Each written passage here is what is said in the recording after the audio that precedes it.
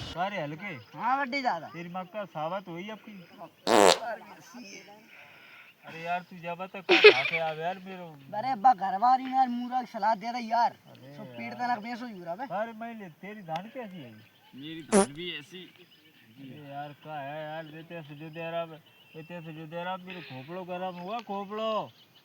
हैं? क्या स्थिति करता है यार मैं बतरा आदमी मक्का की हालचाल चल रहा हूँ। वो तुम देते जो दे रहा मेरे खोपड़ के खराब हुआ। अब तुम्हारी बात सुनाओ। अब तुम पाद ही रहो ना पादरे को एक किस्सा आगा मुझे ध्यान।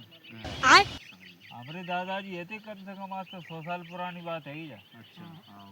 तो देखा करते जब पाद देते ना तो बगल वाले मकान में पहली बार दरार चल जाती। वो अच्छा। रोड पे बैठ जाते ना रोड पे बैठ के पाद दे ना वो ऐसे ऐसे करे लगा तो रोड